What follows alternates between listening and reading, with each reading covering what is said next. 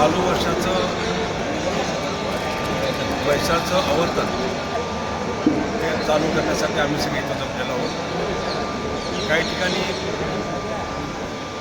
ठराविक काही ठिकाणी मागणी होती की आता पाणी कमी पडते, पाणी सोडायला पाहिजे अशी एक तक्रार माझ्या कानावर आहे. पण आमचंही प्रत्येक वर्षाचं प्लॅन निघाला असता. आता 4 वेळा आमदार झालो इथं, आपण 25 आमदार आहे.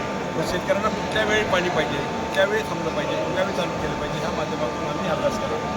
आणि डिसेंबर येईपर्यंत तसं पाण्याची जरुरी जानेवारीत पडते, पण डिसेंबर येईपर्यंत आपण चालू केले पाहू.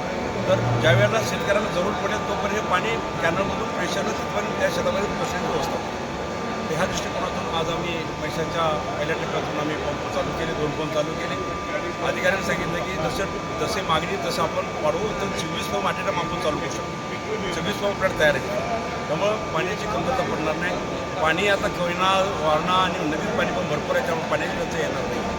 त्यामुळं शेतकऱ्यांच्या मागणी व्यतिरिक्त त्यांच्या सुविधा अगोदरच त्यांना देणं हे आमचं लोकप्रतिनिधीचं काम आहे आणि ते आम्ही करण्याचा निश्चितच प्रयत्न केलेला आहे. आणि आज मागणी नाही आहे, पण विरोधकांना पण आम्ही त्रास दिला नाही. मोर्चे काढा, आंदोलन करा, काय करा, मग पाणी सोडा. त्याच्या अगोदर पाणी सोडले. त्यामुळं विरोधकांनाही आम्ही शांतता राखा, व्यवस्थित करा, त्यांचंही स्वास्थ्य बघण्याचं भूमिका आम्ही धरलेली आहे. त्यामुळं मग आंदोलन करण्यात काय अर्थ नाही. पण त्यांना आम्ही मोका दिला नाही, कारण मोका देऊन करण्यात काय आमच्या आम्हाला प्रोसिजर आहेत.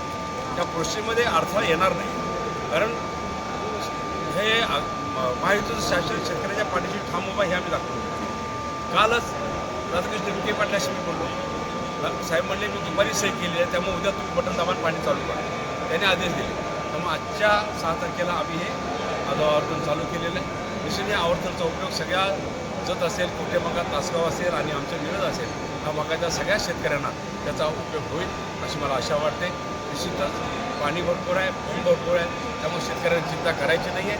आता पाणी आपल्या बांधाला पोहोचलेलं आहे, पोहोचेल. त्यामुळं निर्मळ आनंदात राहून शेतीवाडी करून सगळं कुटुंब गाव आपलं सांभाळून व्यवस्थित आनंदात राहावा एवढी माझी विनंती.